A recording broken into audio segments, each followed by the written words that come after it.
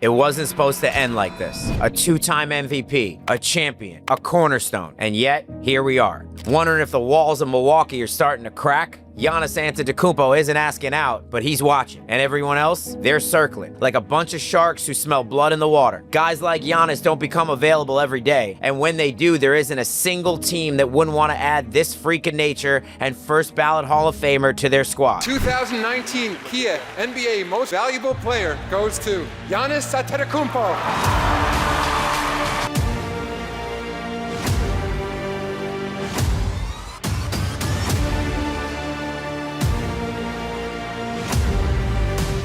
Here.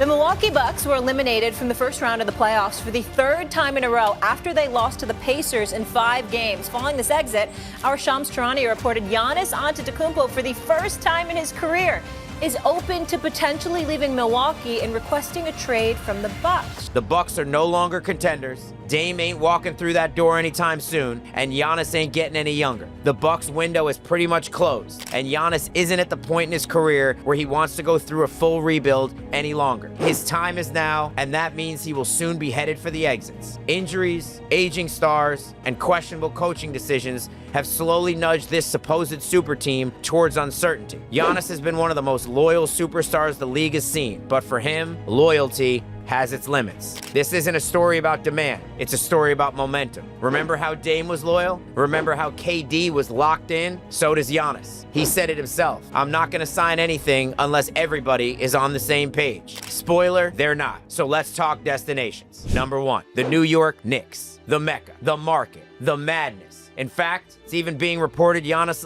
recently just bought a mansion in New York. Is that a sign? Who knows? But there are 2 big things going against the Knicks with this. Number 1, they had a better postseason run than anyone expected, lessening the need for a guy like Giannis. And number 2, after the Mikal Bridges trade, they simply just don't have the picks to make a competitive offer if the Bucks are indeed looking to rebuild like they say. Would a deal of either Cat or OG and Bridges with a single first rounder be enough? With all the appealing teams that will be in the bidding, it seems the price will have to be a whole lot higher. This isn't Luka Doncic 2.0. There would need to be a third team, almost definitely. But with all that said, imagine Giannis in MSG, in the Garden, with Brunson beside him. It's not just a trade, it's a seismic shift. Number 2, the Miami Heat. Because of course, the Miami Heat. Pat Riley is always one phone call away from poaching your favorite superstar. Bam, Spoelstra, Heat culture. Giannis, he fit like a glove, and they've been chasing him for years. Miami is a fun place to live with great weather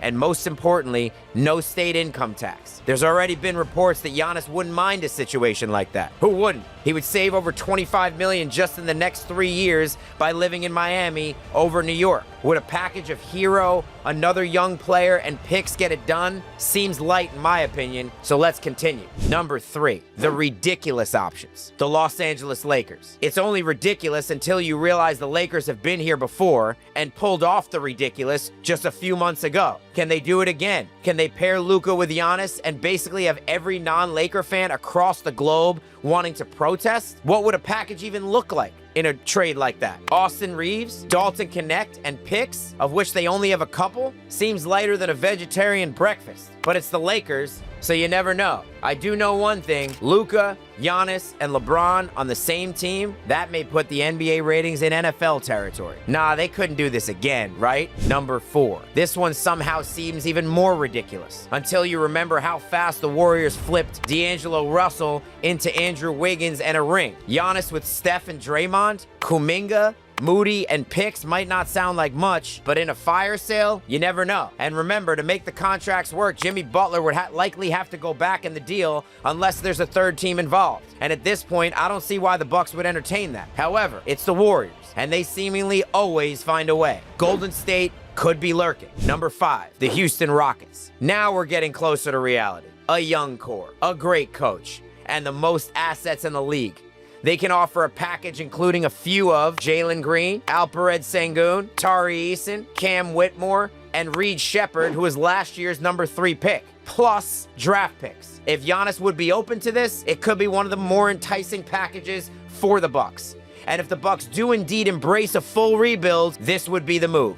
Number 5, the Dallas Mavericks. This is the most obvious destination, especially after Dallas lucked into the number 1 pick in this year's draft. But would they be willing to trade Cooper Flagg? That's the question that is going to be asked day after day after day until Giannis is eventually moved. If you're Dallas, would you part with Flagg to team AD, Kyrie, and Giannis together? Sounds super enticing. But with those 3 big contracts, it may hurt the rest of the roster more than it helps them. Just ask Phoenix. With that said, a package of Flagg, Gafford, PJ Washington, and picks would be hard to top for any other team. So does Nico Harrison have one more blockbuster left in him? Is he willing to trade off another homegrown potential superstar after everything he went through from the Luka trade? Does he even have the stomach for that? Time will tell, but man, it'll be fun to talk about. Number 6, the Brooklyn Nets. The Knicks' little brother. The team that already made the big moves that was supposed to get them a title with KD, Kyrie, and Harden. That plan didn't work out so good. Do they go big game hunting again in 2025? They're in a totally different place as a franchise. They have a ton of picks and the cap flexibility to pull this off. But do they have the player or two that Milwaukee would even want back in such a package? And more importantly, can they put a good enough team around Giannis to entice him to want to go there? Right now, the cupboard is bare. The Nets have the picks, but do they have the roster to make this happen? And finally, number 7, the Toronto Raptors. There are spicy rumors that they are not only looking to add a star, but that there also may be mutual interest between them and Giannis already. But what would a package even look like? I'm sure that they would want to hold on to Scotty Barnes, who would clearly be the first player the Bucks would ask for in any deal. But would some combo of Ingram, RJ Barrett, Quickly, Dick, and picks be enough to get Milwaukee to the dance floor? It may. But also, is this really the best situation for Giannis to compete for a title? I have my reservations. Either way, Toronto seems to be heavily in the mix. For now, Giannis is still a Buck. The question is, for how long? This isn't about hate, this is about legacy. And no matter how long you stay loyal, sometimes the story demands a new chapter. And for the Greek Freak, that chapter may just start somewhere else. Thanks for watching. If you're a real one to watch all the way to the end, make sure to like and subscribe. It means a lot. Appreciate you, Shot Clock fam. Where do you think Giannis ends up? Drop your prediction in the comments, because if history's taught us anything, stars don't stay forever.